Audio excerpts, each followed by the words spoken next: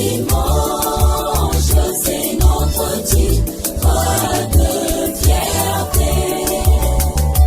Dans un membre de l'Église, nous bâtirons la chrétienté. Bonsoir les amis, bienvenue à notre émission Enseignons la génération future. Enseignons la génération future est une émission dédiée à nos enfants. Et par elle, nos enfants restent continuellement connectés avec notre Seigneur Jésus. Ce soir, Tonton Gretine n'est pas seule. C'est une émission particulière. Je suis accompagnée de mes amis, Chris Daniel, Grace et Sarah. Bonsoir Sarah, bonsoir Grace, bonsoir Chris Daniel. Bonsoir. Ok. Ce soir, avant de commencer notre émission, nous allons d'abord chanter un petit chant de l'école du dimanche.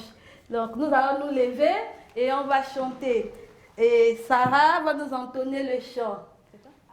Laissez venir à moi les petits enfants.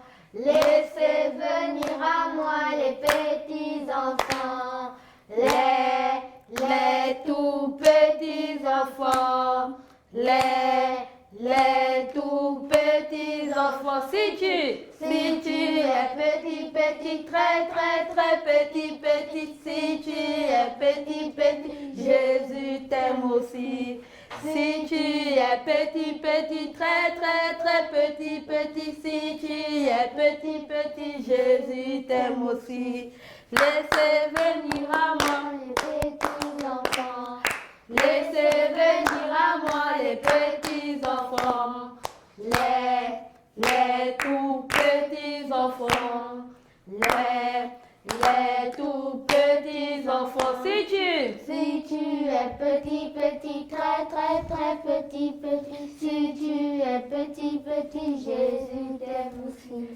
Si tu es petit, très petit, si tu es petit, Jésus t'aime aussi. Alléluia. Amen. Ok, quel que soit où tu te trouves, peu importe ton âge, sache que Jésus t'aime aussi. Alors, pour cet après-midi, nous avons pour thème le pardon. Mais avant de commencer notre thème de ce jour, nous allons faire une petite révision du thème de la semaine dernière qui était l'obéissance.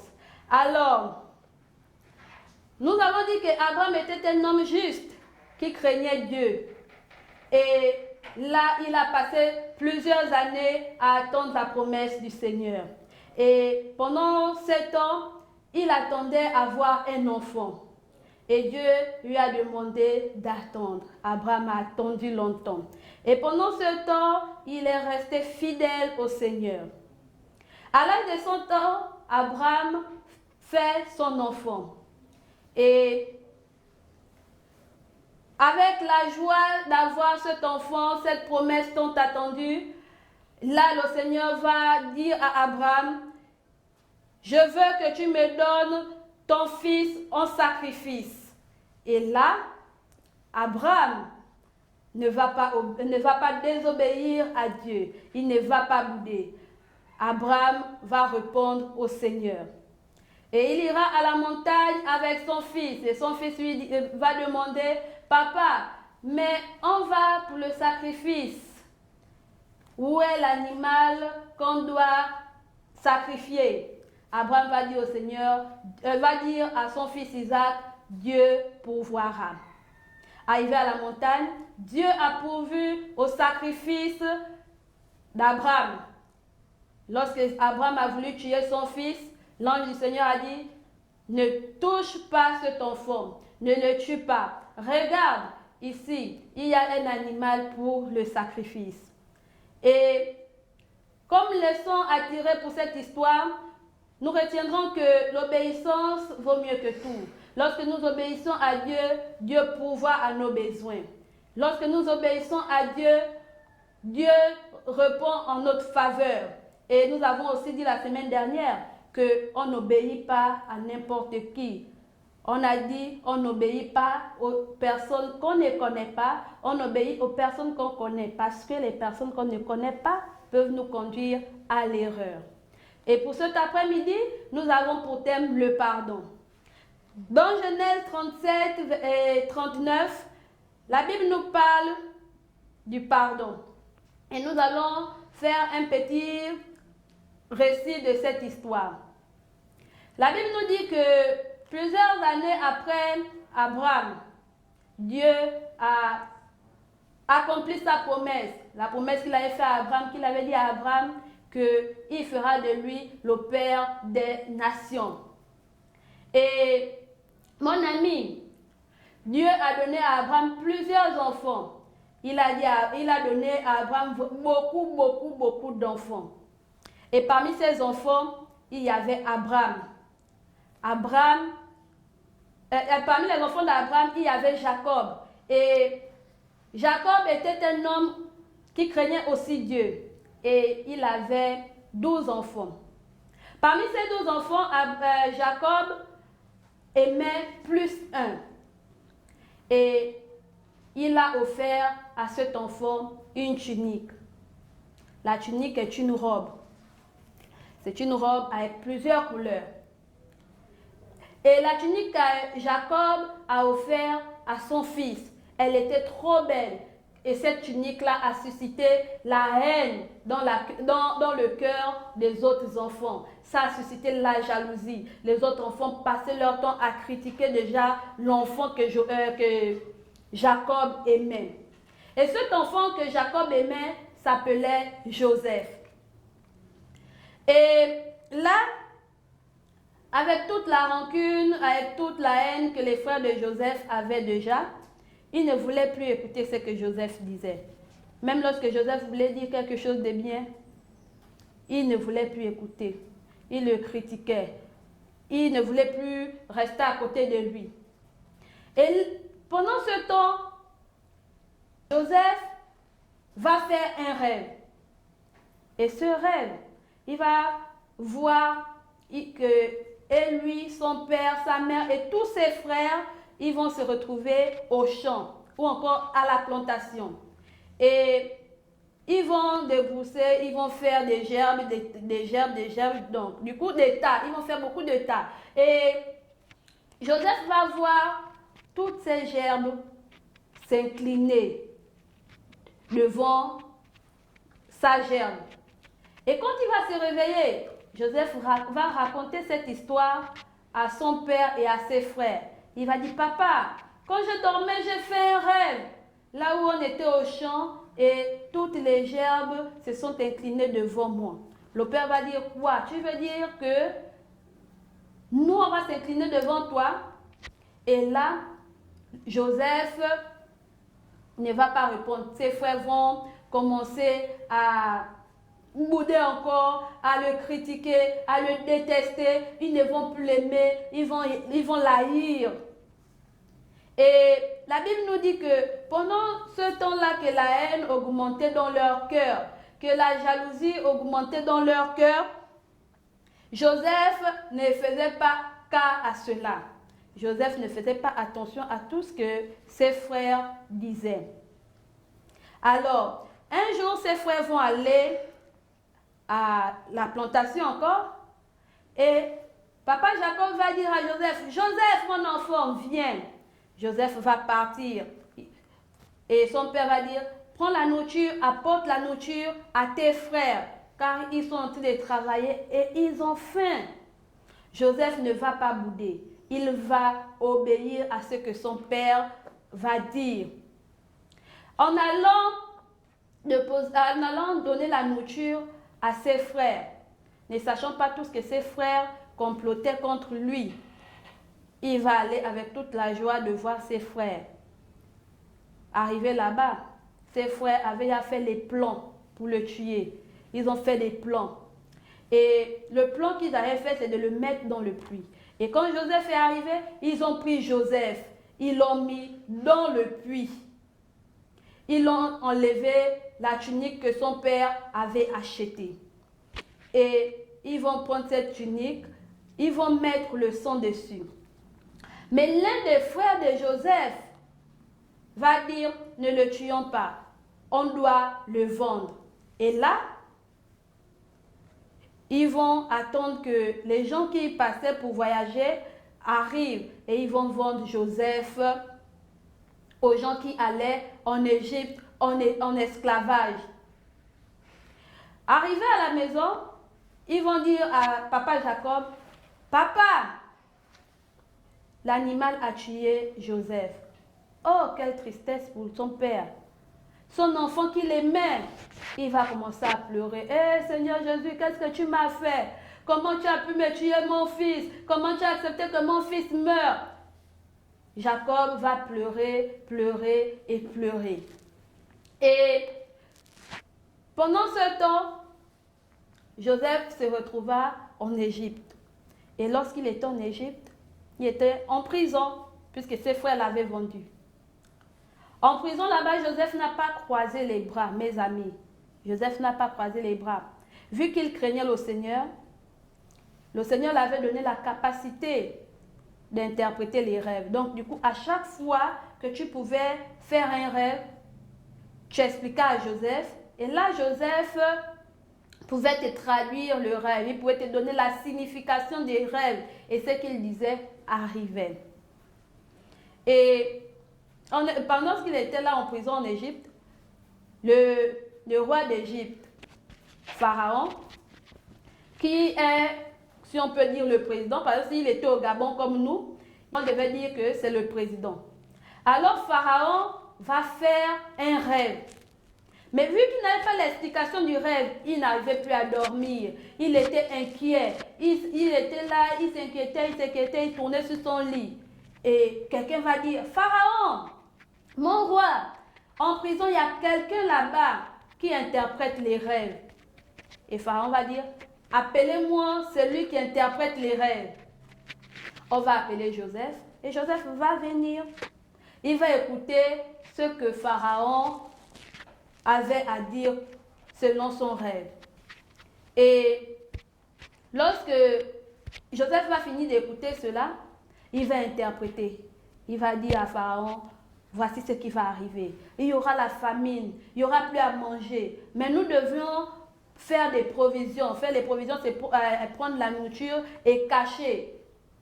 Et là, Pharaon, en écoutant ce que Joseph dit, il va nommer Joseph gouverneur. Le gouverneur est comme le premier ministre.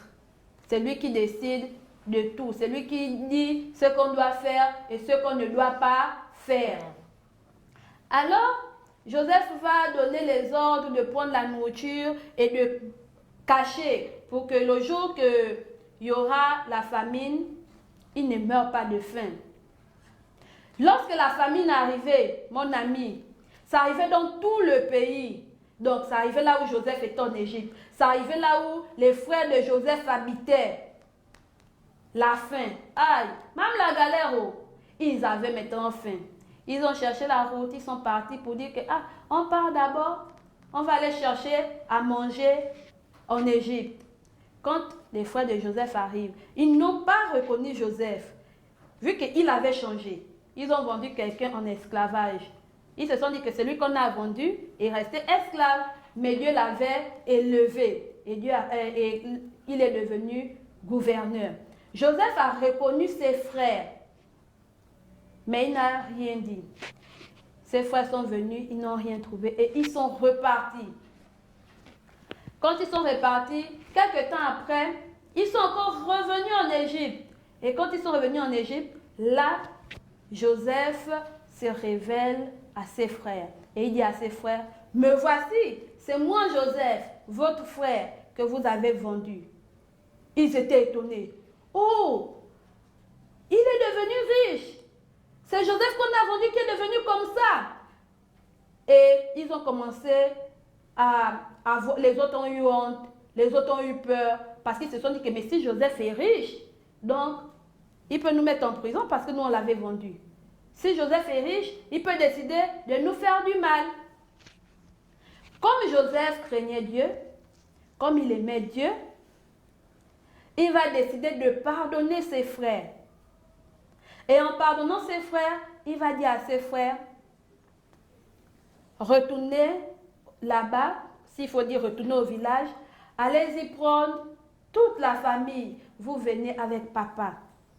Vu que je suis riche, vu que j'ai à manger, vous venez et on va manger ensemble. Alors, là, les frères de Joseph vont retourner, aller chercher toute la famille et venir en Égypte. Joseph avait pardonné ses frères. Ils sont venus. Et eux aussi, à leur tour, ils ont demandé pardon à Joseph de ce qu'ils avaient fait. Mon ami, malgré ce que les gens peuvent faire, malgré ce que tes autres amis à l'école peuvent faire, peuvent te dire, même si on t'insulte, parce que Jésus est dans ton cœur, parce que Jésus est ton ami, parce que Jésus est mort sur la croix pour toi, alors tu dois pardonner. Alors tu dois pardonner. Donc, mon ami, toi qui m'écoutes ce soir, certainement tu es fâché parce que tes amis ne jouent plus avec toi. Certainement tu es fâché parce que maman t'a tapé à cause de ton frère ou encore à cause de ta soeur. Mais ce soir, je t'interpelle, ou encore Jésus t'interpelle pour te dire que tu dois pardonner. Et la Bible nous dit dans Matthieu 6, verset 12, que si toi, tu pardonnes ton ami, Jésus te pardonne aussi ce que tu fais. Parce qu'il y a des choses que toi aussi tu fais qui énervent les autres. Il y a des choses que toi tu fais qui énervent maman. Mais pour que Dieu te pardonne ce que tu fais, il faut que tu pardonnes aussi aux autres. Alors, ce soir, nous allons prier. Nous allons prier pour dire merci à Jésus d'abord pour sa parole et puis pour demander de l'aide à Jésus afin qu'il puisse nous aider à pardonner les autres. Alors nous allons fermer nos yeux et nous allons prier ensemble. Seigneur Jésus, merci pour ta parole. Merci encore parce que tu m'as parlé. Merci encore parce que tu m'as parlé. S'il te plaît Jésus, je te prie que tu puisses me pardonner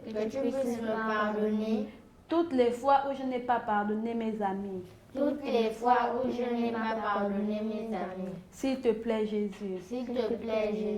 Maintenant Jésus, je prie que tu puisses m'aider à pardonner mes amis, à pardonner mes frères, à pardonner mes soeurs, à pardonner toutes les personnes qui m'énervent.